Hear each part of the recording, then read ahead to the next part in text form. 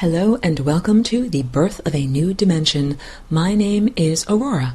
I'm a galactic walk-in, meaning that I am an abstract, extraterrestrial presence of consciousness that has come into a female human form and combined presence with the organic multicellular material that is here. And I am speaking from the consciousness viewpoint of abstraction. This is brief synopsis. I came into this body in 2001 through a hyperdimensional portal that I invented and created, and I named the Flying Rainbow Lasagna. Named for the similarity and resemblance to the edge of a curly lasagna noodle. That is where that word comes from, and it is relatively descriptive. This shape is, I like to say, if you speak math, we could say what cube is to tesseract, torus is to flying rainbow lasagna. It is what happens when we take a torus and place it in the next highest dimension. So if you take a cube and you place it in the next highest dimension, you end up with a tesseract. If you take a torus and place it in the next highest dimension, you end up with a flying rainbow lasagna. And please note, in exactly the same way that a tesseract is a moving image. It's not a static shape because it represents something that is fourth dimensional. Fourth dimension involves time, and time is shown by movement to our current level of perception. So the flying rainbow lasagna, when you look at a picture of it or a picture of a sculpture, please understand you are looking at a static image of something that is actually moving, and it's actually a composite image. So first of all, picture's worth 1,000 words, and animation is worth 1,000,000 trillion words. Please check out my YouTube channel, Flying Rainbow Lasagna, and there is a video that I made there. It's an original animation called The Conception of the Flying Rainbow Lasagna. My voice, even though I use it to paint a picture with words during my weekly radio broadcasts, it's just not enough to show you what the Flying Rainbow Lasagna movement is, because that is what this is. It is an energetic movement. I have even used the analogy of a dance movement for your DNA or for your genes. And that's because your genes are constantly moving and shifting and vibrating.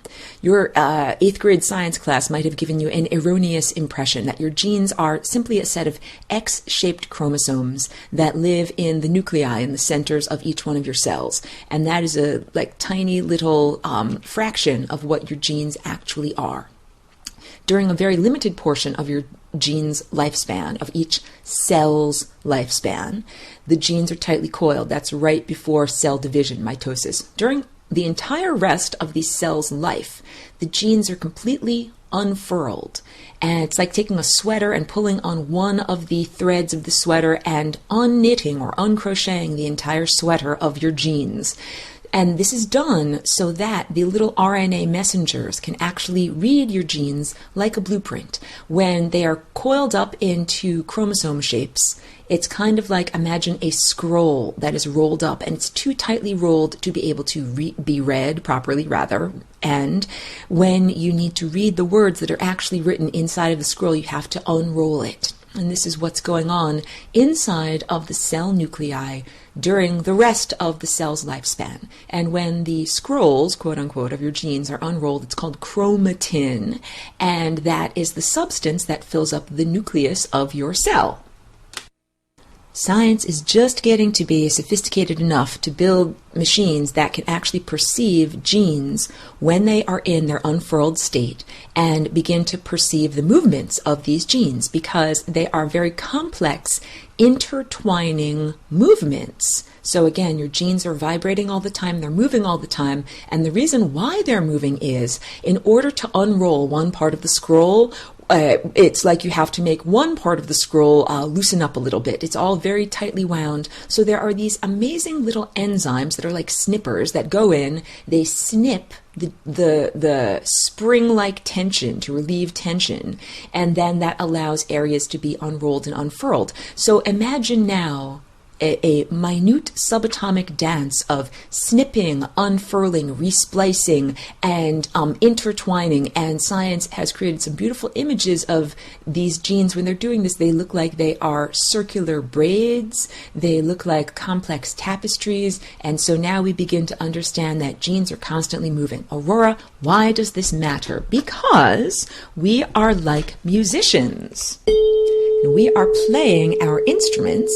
Right now I'm playing an instrument that is tuned to 432 hertz. It looks kind of like a xylophone, but the tops, there are metal tubes instead of flat pieces of resonant metal. And it's made by a very special instrument maker that focuses on harmonic instruments like Tibetan singing bowls and also tuning forks, and also this instrument. It is a special instrument because each one of the notes on the scale is tuned based on the A note being 432. 432 is a lovely multiple of 8, and the Schumann resonance of our planet, Earth, is close to 8. It varies in frequency, and it varies with the number of lightning strikes that are hitting the planet at any time. So our planet is like a bell.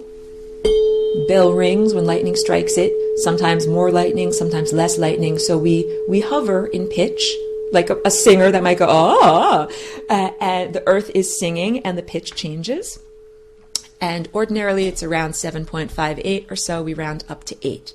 And the whole point being that the hemispheres of your brain are tuned to 8 hertz. When we listen to music that is in multiples and divisors of 8, our ears feel happy. The hemispheres of our brain feel happy. Every part of our cellular structure feels happy because we hear those perfect intervals. And that's what music is. Music is when we hear waveform patterns that conform to perfect intervals. Now I'm going to play my regular piano over here. This is an A note at 440 hertz. There's nothing wrong, bad, or evil about that note. The only problem is 440 doesn't divide very nicely by the number 8. So as we begin to divide when we go down the scale, the notes start to sound muddy. And the reason for that is we're not getting whole number integers. When we begin to divide, we start to get endlessly repeating fractions like 0.333 repeating or 0.666 repeating. And those endlessly repeating fractions do not sound pretty to our ears. You wouldn't think it. You wouldn't think that your ears are such complex and sophisticated mathematicians, but they are.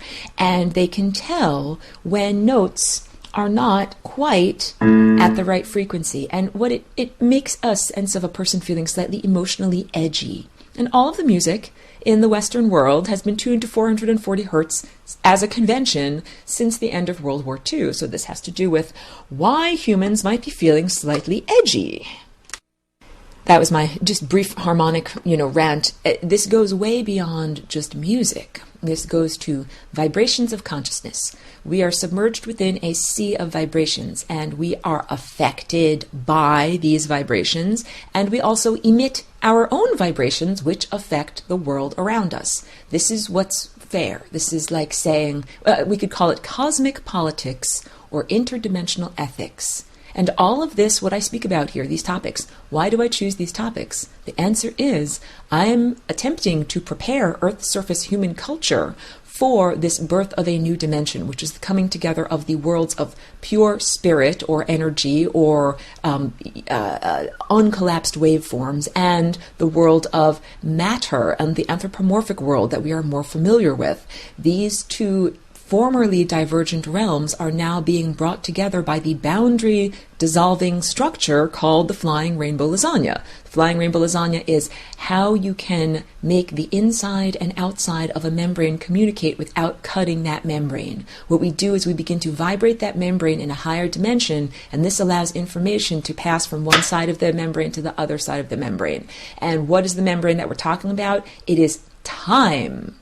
So, science describes the Big Bang as the spontaneous explosion of matter and consciousness from an incredibly densely packed-in point, and that we are on the surface of an ever-expanding bubble of time. Everything inside of the bubble pointing backward toward the center is the past. And we live on the surface. The surface is always expanding. The surface is the present moment now. And science doesn't even formally recognize anything beyond our present surface. To science, the future does not even exist. I will tell you, of course, the future does exist. It exists as a higher dimensional state of pure possibilities and probabilities. Now, many people in the New Age realm, I love that you're delving, I love that you're questing. However, let's be impeccable with our language. When people speak about the fifth dimension and the fourth dimension, let's really be impeccable here. The fourth dimension is like a timeline. Imagine it like a long loaf of skinny French bread, and one end is your birth and one end is your death, and every slice of bread is a moment of your life. That would be the fourth dimension, a physical structured timeline that you as an organic cellular being can experience. The fifth dimension would be analogous to the bakery where bread is made. It is the place of potential where the ingredients for bread are put together and made into something. So the fifth dimension is a purely abstract realm of possibilities and probabilities, uncollapsed waveforms, things that could happen. An analogy would be like the world of dreams, or a blueprint or a template, an energetic realm that could become real if it is baked in an oven, quote unquote, if you do the right things to it. And the right things in this case have to do with observership. And literally, this is the mechanism that you use to create reality. I'm describing right now your innate potential as a divine co-creator. So it is as if you, as an individual, have a set of ovens in front of your eyes. Imagine that you are submerged within a sea of dough or uncooked, cake batter, right? Like what bread is made out of.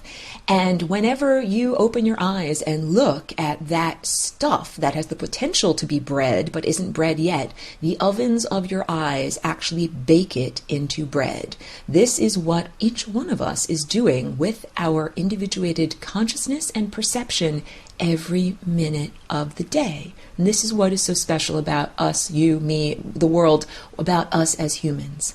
This is called claiming your birthright, because many people have programmed you to say that your imagination is worthless, your inner thoughts are worthless, you are powerless, and you are a victim, fated either by your genes or, a cruel and capricious God or, an angry universe to go bumbling through life and have certain experiences. Of course, I laugh at that. That is not true. You were created, we all were created to be divine, co-creative partners, meaning that yes, there is the work in progress of the cosmos that we see around us. When we are born, we are not born onto a blank canvas, we're born into a context. Plants exist, animals exist, oxygen exists, and all of the events of history up to this moment exist. When we begin creating with our individual paintbrush, we begin as collaborators, right? Collaborating musicians. So someone else has already played, and then we come along with our notes and we play, and it all fits together beautifully. This is the idea that if you are a good musician, your instrument is in tune, and you play the notes you're supposed to play, and you rest when you're supposed to rest. And unfortunately, due to the perturbations of the human genetic code that were artificially placed in there about 10 or 20,000 years ago, this is not what has been going on. So it's like saying there's music that is being played that is very difficult for humans to collaborate with. Brief pause. Let's talk about what happened about 10 or 20,000 years ago, because this is all about healing the trauma so that we can have a better experience in the next chapter. So right now we are preparing for what will happen when we meet with another dimension. And I'm sorry that I'm jumping around so much. Back to the analogy of observership and the ovens in front of your eyes. You're constantly in a partnership with this world of uncollapsed waveforms, the fifth dimension, the bakery where bread is made. Because where you look and the way you look is how the bread gets baked. You're making reality happen.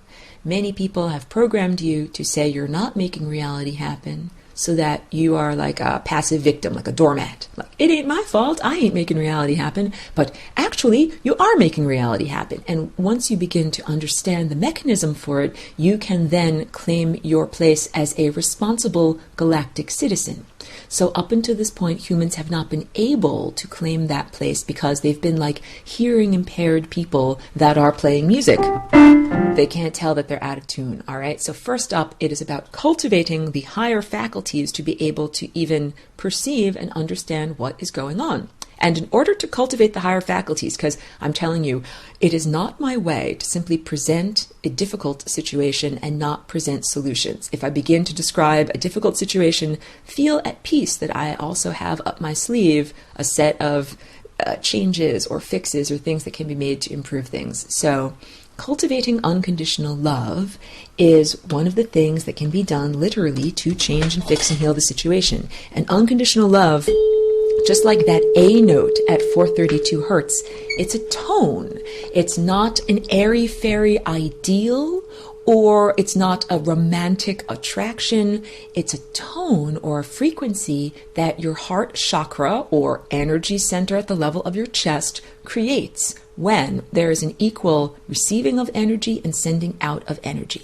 So it's like saying with your body metabolism, when you eat an equal amount of food that you expend calorically, you are achieving balance in your body. You're achieving stasis. You're not getting skinnier. You're not getting fatter, right?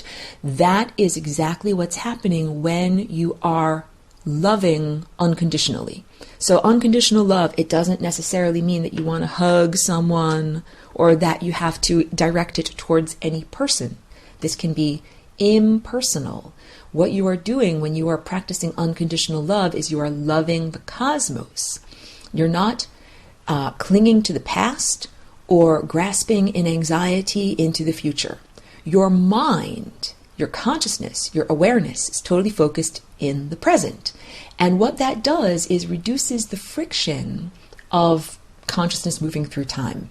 When you think about the past or you think about the future, you're not fully in the present moment. There are aspects of your consciousness that are projected in another time zone, and they're literally causing friction, just like if you are dragging something behind you in your car, that is causing friction and slowing down the entire vehicle. So if you have unprocessed emotional experiences, then you are literally dragging those experiences with you behind your vehicle as you move through time, and they create friction and entropy or loss of energy. And this is literally where aging and disease come from. They come from having emotional experiences that aren't processed and that get added to the backlog of what everybody carries around. And people in this time and place seem to think that that is quote unquote normal. Like it is normal to grow older, to become more and more decrepit, to develop more diseases, to lose your energy until finally you are a bent over person with a cane who can hardly get up in the morning and, needs to take naps often throughout the day.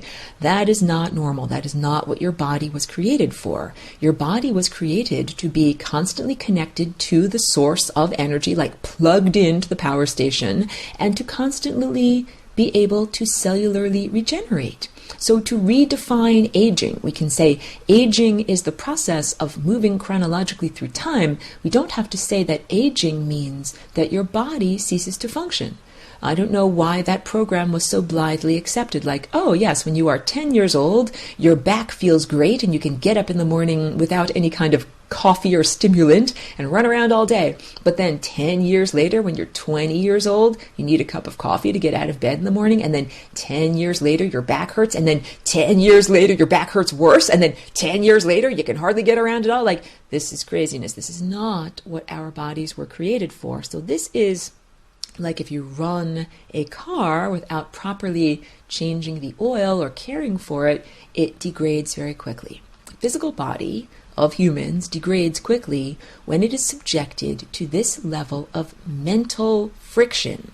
So I am now telling you that aging is not just a program or an expectation that your body will age. It's literally your energy being whittled away at by accumulating experiences that go undigested. And there's an analogy here, because we are tiny cells within a much larger entity. In the galaxy within which we live, this is the larger entity. Well, the larger entity of our galaxy has some accumulated aspects of emotion that haven't been processed, and they're ancient. They're more ancient than human history, and they've been causing a lot of problems. That's actually what trickled down to human history and created the problems here. So it is very much the truth that we are all connected, and what's going on in your neighbor's house and yard affects you. So a long time ago in this galaxy, there were imbalances, there were problems between different factions in this galaxy.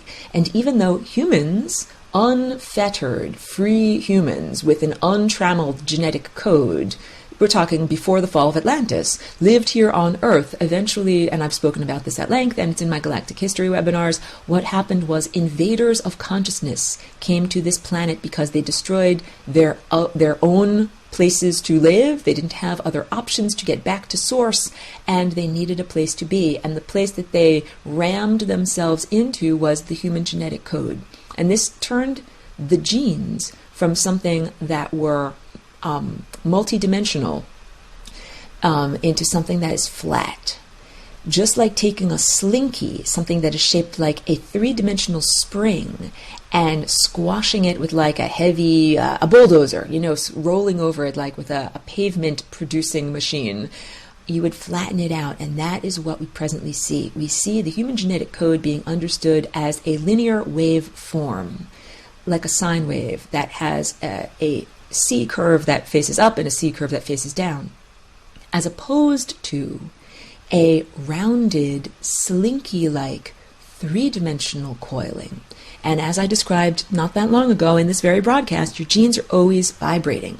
Your genes are always being spliced, being twisted, being furled, being unfurled. It's like a do-si-do. It's like a square dance. And the combinations that your genes can dance within, like who are your genetic dance partners, have been severely limited due to the genetic squashing. It's like, oh, I want to go over and dance with that person wearing that blue skirt over there, but I can't. I can't reach that partner because the code has been squashed. And in order to reach that partner, quote unquote, it is necessary to restructure the genes into their third dimensional and higher dimensional format. So when I say third dimensional, we are familiar with this. This is an object that exists in height, length, and width. If it were not fourth dimensional, it would have no trajectory through time. Sorry, it took me so long to find that word. If I had a glass of juice, I'm holding my glass of juice. If it were not fourth dimensional, it would only exist for 1 second. It wouldn't exist as a continuum from 1201 to 1202 to 1203 to 1204 to 1205. It wouldn't be there. It would only be there for an instant, and then it would be gone, because that's what it's like when you are not occupying time. If you're only a third dimensional object, you only occupy one slice of the French bread of your life. In order to be in time, there needs to be a version of that glass of juice in my hand at 1201, 1202, 1203. Look at that glass of juice. It is embedded within all of these slices of my French bread. All of this matters, and I'm going through all of this lengthy description because you are not just ovens in front of your eyes baking the raw dough of reality. You're also shaping that raw dough with your belief, with your expectation. When I say humanity has been programmed for decrepitude and cellular aging and death, this is part of the shaping.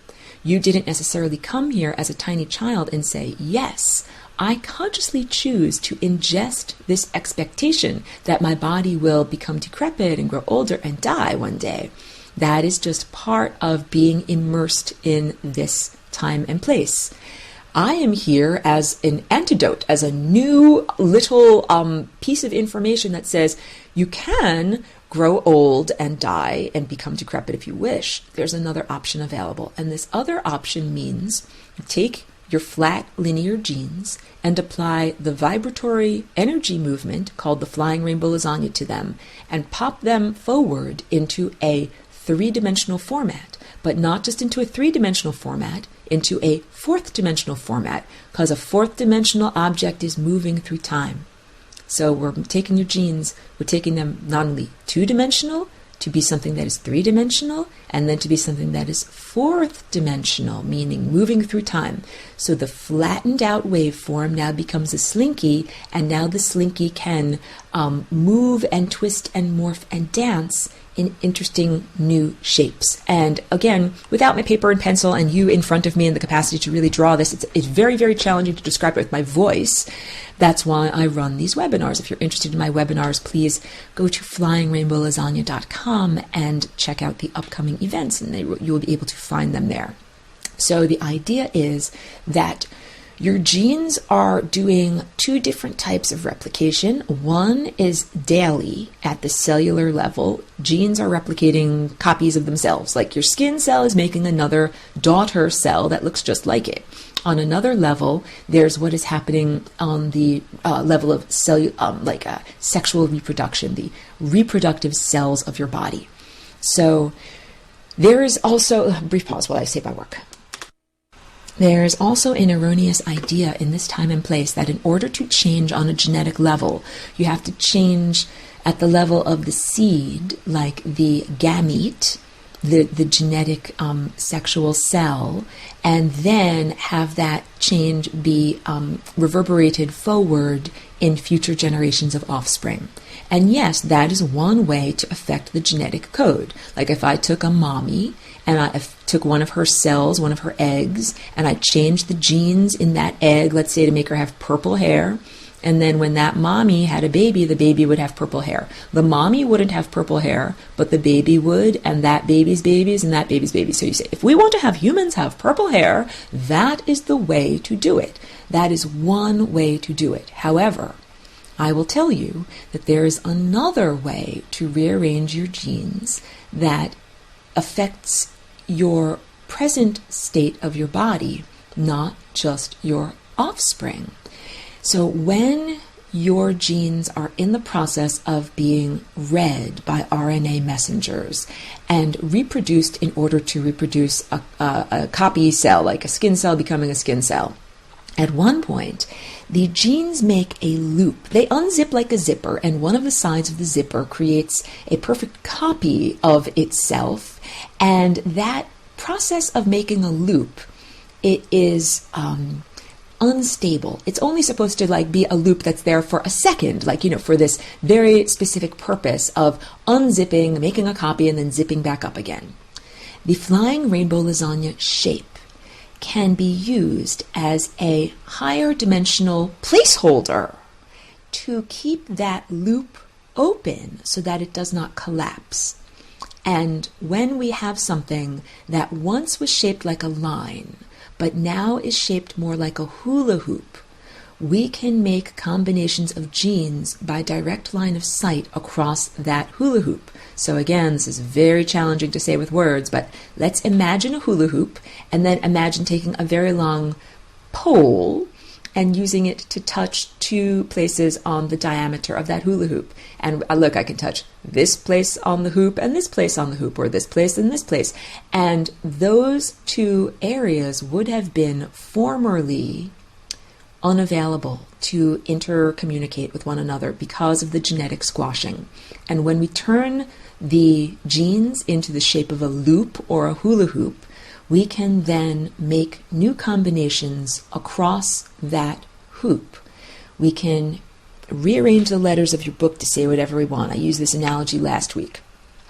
If you have a pencil with an eraser, or if you have the capacity to edit something, erase out the things you don't want and multiply or reproduce the things that you do want. Theoretically, you can take any book, even if it is the 2004 Chevy Malibu handbook. You can take what is in there, as long as it has all 26 letters of the English alphabet, and rearrange it to be James Joyce's Ulysses.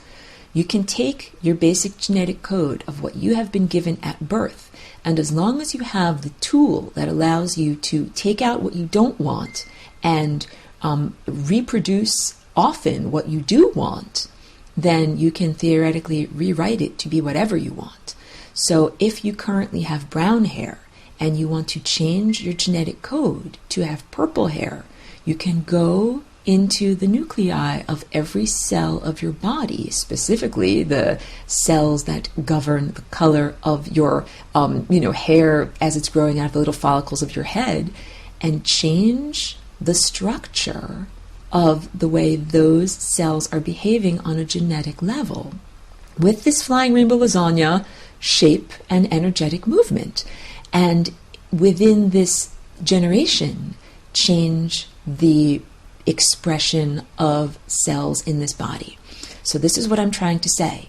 The flying rainbow lasagna is not just something that is changing genes in this generation, like all of the sperm and ova of this generation are being affected, so that then the new babies that are being born have access to greater, let's say, combinations, new and greater or better genetic combinations. Oh, no. Everybody has access to these new and greater genetic combinations. And this matters because I think a lot of people just want to dispose of their lives. They're like, my present existence is not good, my present body is not good, and I just kind of want to toss it all and get born in a new body and start again. And you don't have to have that feeling, because it is possible to radically change and update and upgrade the functioning of your present physical structure and the functioning of your structure of consciousness. Because we need to stop separating out consciousness from the behavior of genes. Epigenetics, this is new science, and it is the description that there's a code that rules the code.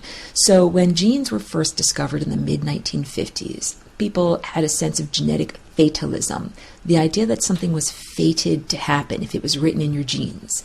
If cancer is written in your genes, you're going to get cancer. But this is not true. In recent decades, more research has been done. It's been done more sophisticated ways to show that that identical twins have identical genetic blueprints for their bodies, but they don't have identical diseases. Sometimes one will develop cancer, but the other identical twin will not. And then we understand that the development or the expression of any characteristic or disease is dependent upon many factors, some of which are environmental and some of which are based in consciousness. This is the idea that your consciousness, your awareness, is literally what is steering your trajectory through time. Your awareness, your consciousness, this is like the steering wheel that you use on the vehicle of your body as you are traveling along fourth dimensional timelines. And you're supposed to be able to bake new bread. If you're eating a timeline or eating a piece of bread that tastes really stale, you should have the power to bake some new bread and eat something better. And this would be like saying, hey, I don't like the events of my life right now. I'd like to have better events. And this might be like saying, hey, I have blah, blah, blah disease. I don't like having this disease right now. I'd like to bake some better bread and have a better non-diseased experience.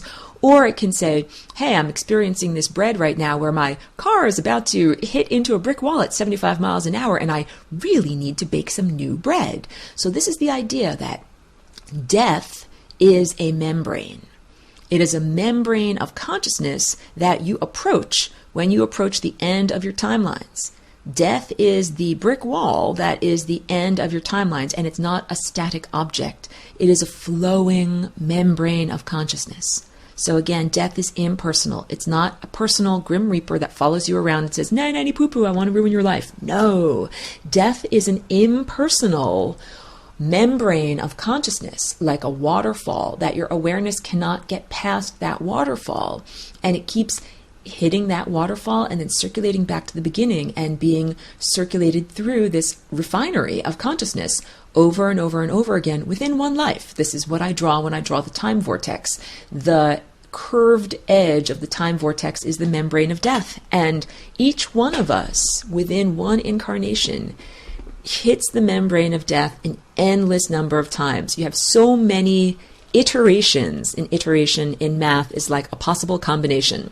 So if you ever read those choose your own adventure novels, perhaps as a young person, you know, you're in a dungeon, you find a fork in the road. Do you choose to go to the right? If you choose to go to the right, turn to page 5. If you choose to go to the left, turn to page 7. And page 5 might say, oh, you meet a dragon and then find all of its gold. And page 5 might say, you meet a team of dwarves.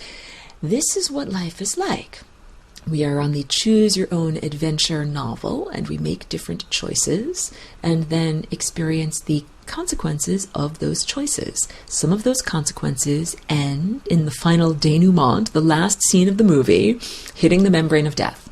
In fact, every single possible iteration of your present incarnation hits the membrane of death except for one. Say like 10 trillion, million, gazillion, and then there is only one little tiny possibility that doesn't hit the membrane of death. This is, I call it the path of least likelihood. If you could imagine the centralized spindle or axis, or where the record goes onto a record player, where the hole in the record is, that is what we are all circulating towards. There is a tiny little wormhole that is at the top of the vortex. So the vortex is literally a black hole. A black hole in science is created when Einstein describes taking the infinitely stretchy fabric of space and time, and I'll add in consciousness in parentheses, space-time consciousness, infinitely stretchy material, and we put an infinitely heavy object on top of it, like an infinitely heavy bowling ball, and it begins to stretch that fabric infinitely downward, downward, downward, until we could imagine it's shaped kind of like a funnel or a vortex, and the pointy part of the vortex just keeps going. It never stops. It's infinite. It's like an infinite line that just keeps on going. That is the path of least likelihood. That is how you exit this quantum level of reality. I am not merely using the word quantum because it's a cool sounding new age catchphrase. I am using it because I am referring to the system of electron shells at the subatomic level of actual particles. In this description, electrons cannot jump from one shell to another incrementally. If they're at one level of excitation, in order to get to the next level of excitation, they can't get like halfway there and then take a rest and then gather some more energy and then jump the rest of the way. They need to get together all of their moving expenses before they make the jump, and then jump in one jump. This is called the quantum leap. Quantum is a packet or an integer that cannot be divided up. And yes, this all relates to what I was talking about with the notes and harmonics and why an A sounds pretty up here and pretty up here, but muddy down here, because down here we've got it divided up into endlessly repeating 0.3s and 0.6s. So we are presently in this level of reality, and we can exit this level of reality, but only when we have done our exercises, done our homework, cultivated enough unconditional love, which is literally the energy that you use for your moving expenses. And moving, in this analogy, is literally ascension. Ascension is not the Christian rapture, although I accept and love Christian literalists because it's very beautiful. It's very comforting to think that one day you will be floated upward, literally, physically, into a, puffy white cloud kind of place and live in joy and bliss. It's a beautiful concept that I do not wish to cast aspersions upon. However, please do not confuse that literalistic interpretation with the actual experience of ascension, because the actual experience, although it might feel very blissful, you might have an interior experience of bliss or divine union or coming together with unity consciousness. It does not necessarily mean that your physical body will travel upwards to a higher place. So what will happen is the physical matter of your body, if we say that's at a note that's like this, will have energy added to it. And at a certain point, it will be more like a note like this. And then when we add some more energy to your physical body, it's going to be a note like this. And then when I add some more energy to your physical body, it's going to be a note like this. And then it's going to be a note like this.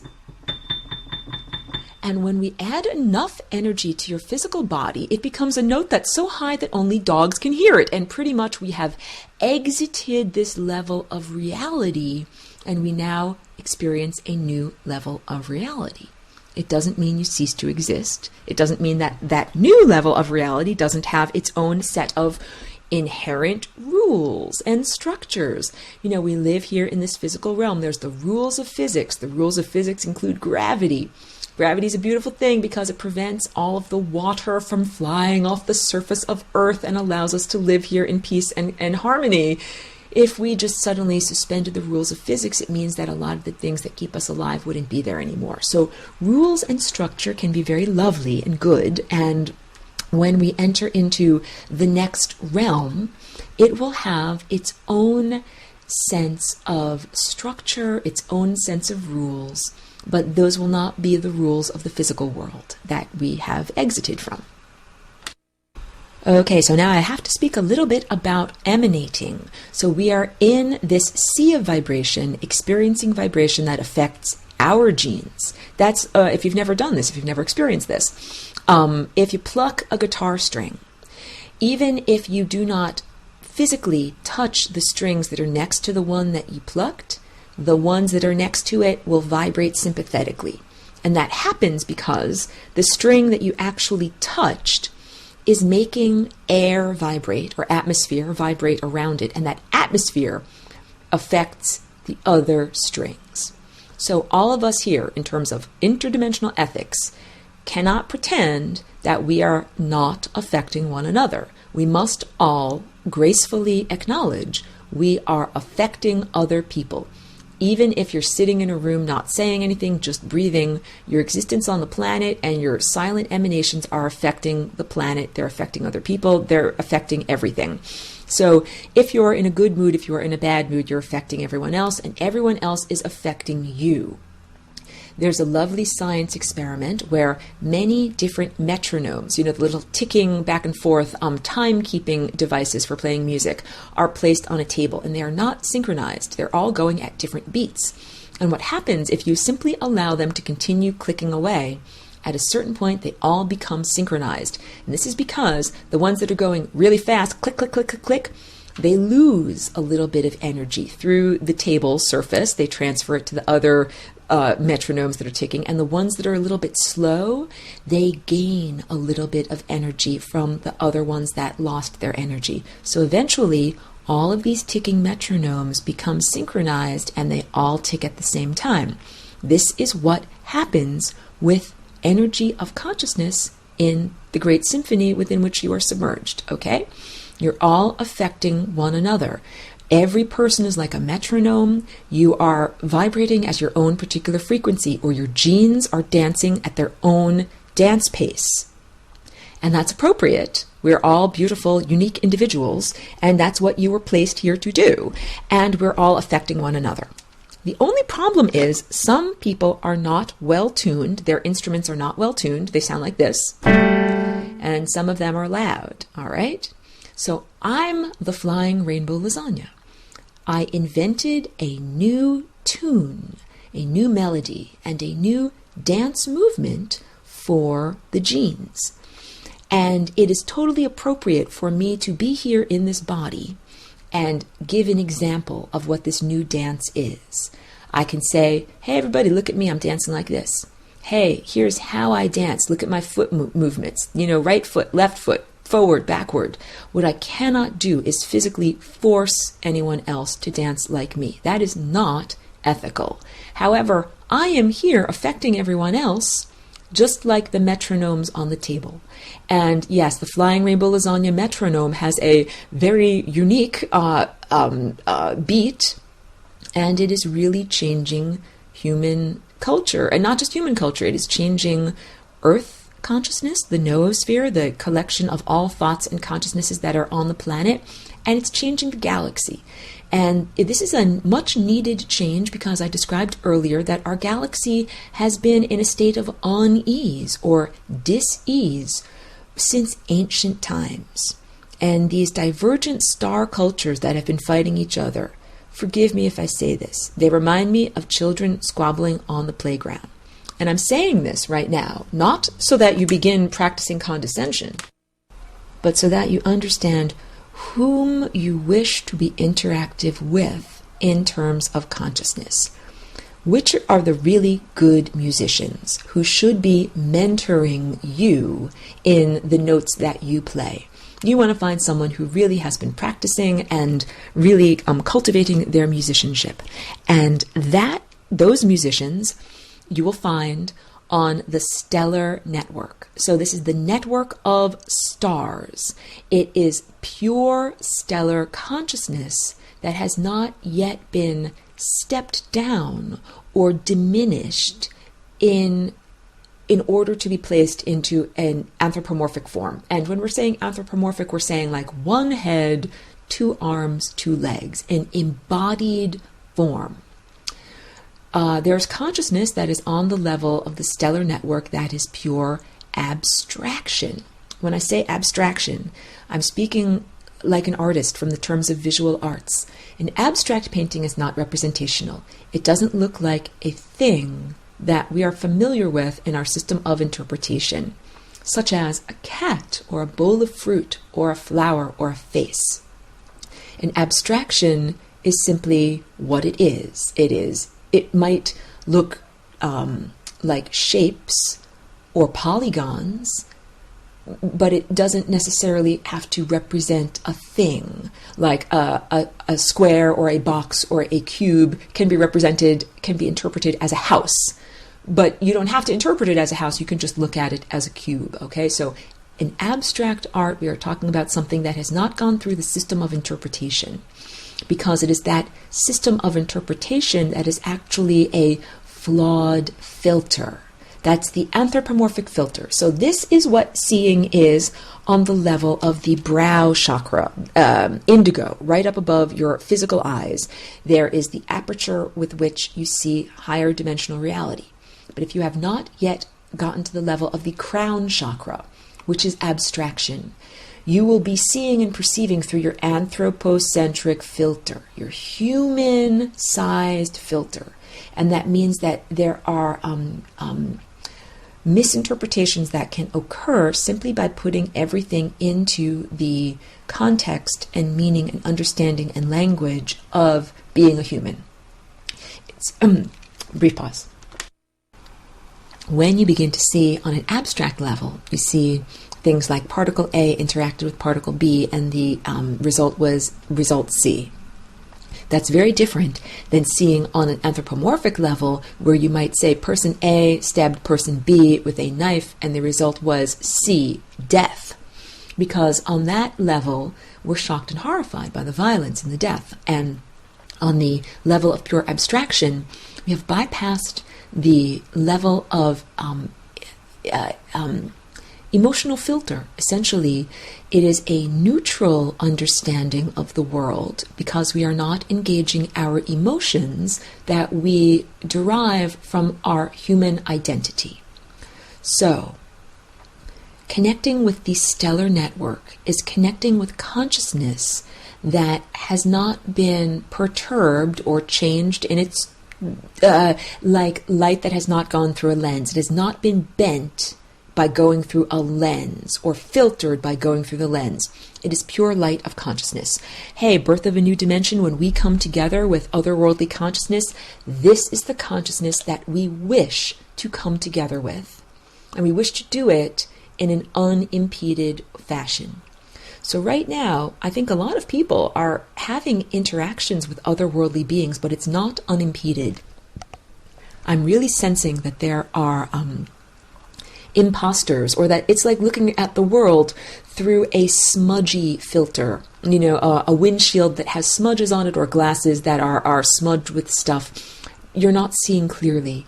And the smudges in this case are the accumulated pain of this galaxy. So to give you an example of what I'm talking about, when you do not die well, when you do not have an opportunity to process all of the emotional things that you've experienced in your life and let go of them and then die, sometimes you get kind of stuck in the interstices, the membrane in between world, that flowing membrane of death. This is called the astral realm. So there is one place, the Crab Nebula, where there is presently a neutron star. Every star has a lifespan. It has a life and a metabolism. And at the end of, not every star dies in the same way. All right. Some stars become a nova. Some stars become a supernova. Some stars become a neutron star. In this particular star, what happened during its death process was first it expanded and became very, very large and bright. And so we can imagine that there was a lot of consciousness kind of living at the edge of that brightness. And when it became a neutron star, it collapsed instantaneously, like in the process of a couple of seconds.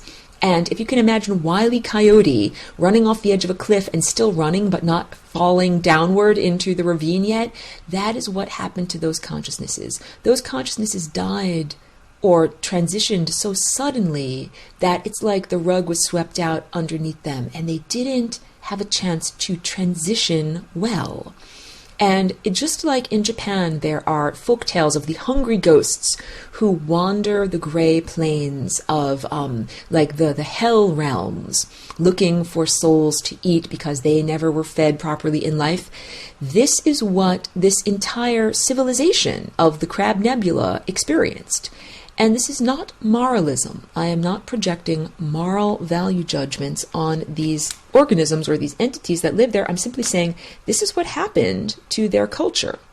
And as a result, they did not have a place to go. They are like accumulated pain. It's a whole culture that is like accumulated pain. Here, I'll use another analogy. Nagasaki and Hiroshima, tragic events that happened in the 20th century on Earth's surface, where with nuclear, like thermonuclear weapons, large portions of cities were instantaneously vaporized. They were incinerated. They were consciousness that did not have a chance to slowly transition from a physical state to decompose and then become non-physical, non-material consciousness and go on its trajectory.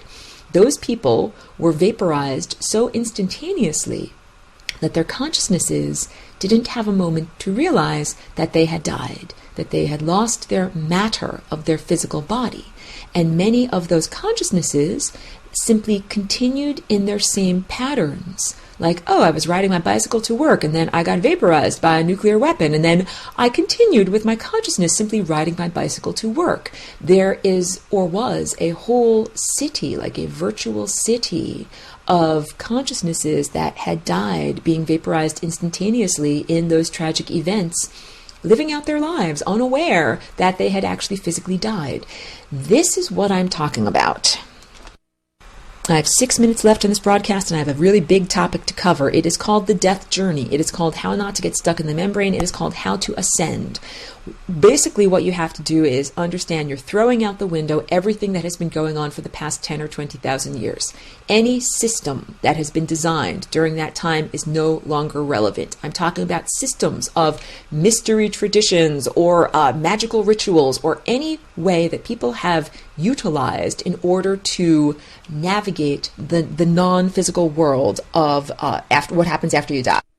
And the reason for that is that everything that's gone on up to this point is now going to be resolved. So at the end of Atlantis, P.S., everyone that's here now was once alive at the end of Atlantis. And a lot of people are reliving and hopefully relieving that trauma of the end of civilization there because it involved total mental slavery. At the end of Atlantis, technology was utilized in a very harmful fashion to control human thought and behavior. And the same thing is happening now in this time and place. Back then it was done with a giant artificial Merkaba. Right now it's being done with nanoparticles like aluminum and barium that are sprayed in the atmosphere and that interact with electromagnetic fields that are emanated by cell phone towers, smart meters, HARP broadcasts that basically You are not free to think the thoughts that you wish to think. And at the same time, there's, social and cultural programming that you can take or leave. Like, someone can say, hey, either believe in this book, in this holy book, or don't believe in this holy book. And that's your choice. But if you're being sprayed with chemicals or irradiated by a magnetic field, you don't have a choice about whether you're being harmed in that way. So some things you have a choice about what you're exposed to, some things you don't have a choice about what you're exposed to, but the totality of what it's leading up to is life is supposed to be a choose-your-own adventure novel. And unfortunately, the capacity for free choice has been diminished and diminished and diminished. And we now stand at a crossroads where there are evil, nefarious beings that would like to completely remove your free will and your capacity to make your own choice about where your consciousness trajectory goes. And this is, of course, against cosmic law. A long time ago, a couple of smart people wrote the ancient book of coming forth into day. This is mistranslated as the Egyptian book of the dead. It's not the book of the dead, it's the book of coming forth into day. And that same information came through a different cultural backdoor, the Book of the Dead from Tibetan Buddhism. These are two formerly secret societies that kept alive information that was going to be destroyed with the destruction of Atlantis, that is basically called the Handbook for How You Navigate Exiting the Physical Body and How Do You Ascend. Because I've said this many times, that we were not born to die. That death is the aberration, the thing that is not supposed to exist. We were born or made as physical bodies to maintain our connection to Source throughout our physical existence and then to ascend, to find that wormhole of opportunity on the path of least likelihood and exit this level of reality. And the idea of coming into reality, losing your contact to the Source, losing your higher psychic faculties, and just bouncing around through endless iterations is not what we were created for. It's actually a type of imprisonment. And what we're talking about now is escaping imprisonment. The idea of karma, the idea of having to walk on this endless wheel, trudging along as you refine your consciousness over and over with very little self-determination, is false. That, I'm telling you, that's why you have to throw out all of these teachings. Throw out the religion of Hinduism, throw out the religion of Christianity, throw out the Book of the Dead, throw out the Bardo Total. All of these are like maps to help you navigate a landscape that has completely changed. The mountains are not where the mountains used to be. The lakes are not where the lakes used to be. We now need to understand a different map for navigating consciousness. And of course, I will continue to teach you about this map in future broadcasts. Thank you for being on board the journey.